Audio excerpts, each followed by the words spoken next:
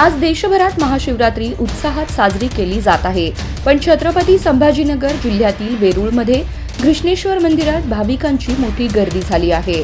सकाळपासूनच शिवशंकराचे दर्शन घेण्यासाठी भाविकांनी मोठी गर्दी केल्याने गोंधळ उडाल्याचेही पाहायला मिळाले।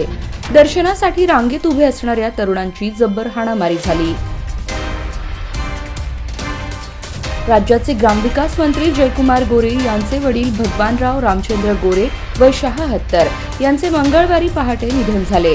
पुणे येथील खासगी रुग्णालयात उपचारादरम्यान त्यांनी अखेरचा श्वास घेतला। त्यांच्या निधनाचे वृत्त समजताच माण खटाव तालुक्यासह जिल्ह्यावर शोककळा पसरली। बोराटवाडी तालुका माण येथे त्यांच्यावर शोकाकुल वातावरणात अंत्यसंस्कार करण्यात आले। अनेक महिन्यांपासून प्रलंबित असलेल्या राज्यातील स्थानिक स्वराज्य संस्थांच्या निवडणुका आणखी लांबणीवर पडल्या आहेत। मंगळवारी सर्वोच्च न्यायालयात होणारी सुनावणी पुन्हा पुढे ढकलण्यात आली आहे। आता ही सुनावणी 4 मार्च रोजी होणार आहे। स्थानिक स्वराज्य संस्थातील ओबीसी आरक्षण, नगरसेवक संख्या, प्रभाग रचना अशा विविध मुद्द्यांवरून न्यायालयात अनेक याचिका दाखल झालेल्या आहेत। या सर्व याचिका एकत्र करून सर्वोच्च न्यायालयात सुनावणी सुरू आहे। जवळपास 1.5 वर्षांपासून या याचिका प्रलंबित आहेत। विधान परिषदेच्या उपसभापती नीलम गोऱ्हे यांनी साहित्य संमेलनात शनिवारी केलेलं वक्तव्य चांगलंच चर्चेत आलं आहे। त्याचे पडसाद पुढच्या 48 तासात दिल्लीत उमटले। नीलम गोऱ्हे यांच्यावर उद्धव ठाकरेंच्या शिवसेनेने जोरदार टीका केली। मात्र आता उपमुख्यमंत्री एकनाथ शिंदे यांनी नीलम गोऱ्हे यांची पाठराखण केली आहे। तसंच राज ठाकरेंचं नाव घेत त्यांनी उद्धव ठाकरेंवर टीकेचे बाण चालवले आहेत। शेअर मार्केटमध्ये गुंतवणुकीचे आमिष दाखवून 1,10,80,000ची फसवणूक करणाऱ्या आंतरराष्ट्रीय टोळीतील 2 आरोपींना सायबर पोलिसांनी जेरबंद केले।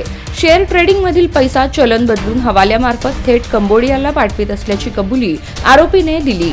फसवणुकीचा मुख्य सूत्रधार चीनी नागरिक असल्याचं समोर आलं आहे। विद्येचे माहेरघर सुसंस्कृत म्हणून ओळखलं जाणाऱ्या पुण्यात एक धक्कादायक घटना घडली आहे। एका 26 वर्षीय तरुणीवर शिवशाही बसमध्येच अत्याचार करण्यात आला। आज सकाळी 5:30 वाजण्याच्या सुमारास ही घटना घडली। प्रवाशांची वर्दळ असणाऱ्या स्वारगेट एसटी बस स्टँडमध्ये हा प्रकार घडल्याने संताप व्यक्त करण्यात येत आहे। या घटनेने महिलांच्या सुरक्षिततेबाबत प्रश्न उपस्थित झाला आहे।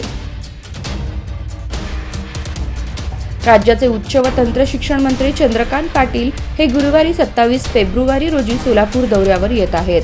सकाळी 10:30 वाजता शासकीय विश्रामगृह येथे त्यांचे आगमन होणार आहे। दुपारी 12 पर्यंत ते विश्रामगृहात थांबतील।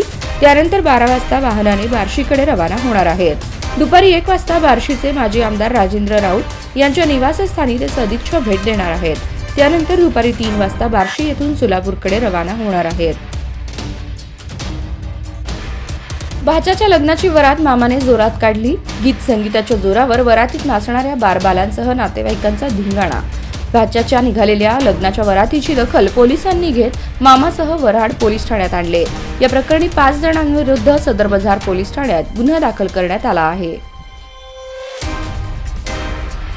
तुझ्या वडिलांनी लग्नात सोने घातले नाही व फर्निचर दिले नाही म्हणून मानसिक व शारीरिक त्रास देऊन विवाहितेचा छळ केल्याची घटना 17 जानेवारी 2016 ते 26 जानेवारी 2023 दरम्यान सासरी नाशिक येथे घडली। या प्रकरणी कीर्ती भालचंद्र दाभाडे वय 44 राहणार उमेदपूर कॉलनी सेटलमेंट फ्री कॉलनी यांनी सलगरवस्ती पोलीस ठाण्यात फिर्याद दिली। त्यांच्या फिर्यादीवरून पती भालचंद्र दाभाडे राहणार नाशिक, नंदवा जितेंद्र बाभुळगावकर, माधव दाभाडे राहणार रंगराज गल्ली सराफ मार्केट नांदेड यांच्या विरुद्ध गुन्हा दाखल झाला आहे। अल्पवयीन मुलीचा पाठलाग करून तिला लहान मुलाकरवी बोलावून घेतले। त्यानंतर तुला बॉयफ्रेंड आहे का, माझे तुझ्यावर प्रेम आहे अशी बतावणी करून लज्जास्पद वर्तन केले। हा प्रकार शनिवारी घडला। यानंतर मध्यरात्री MIDC पोलीस ठाण्यात एकावर गुन्हा नोंद झाला आहे। रविवारी दुपारी पोलिसांनी संशयित आरोपीला अटक केली आहे।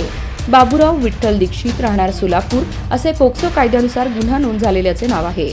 पीडित मुलीने घडलेला प्रकार आईला सांगितल्यानंतर तिने MIDC पोलीस ठाण्यात फिर्याद दिली होती।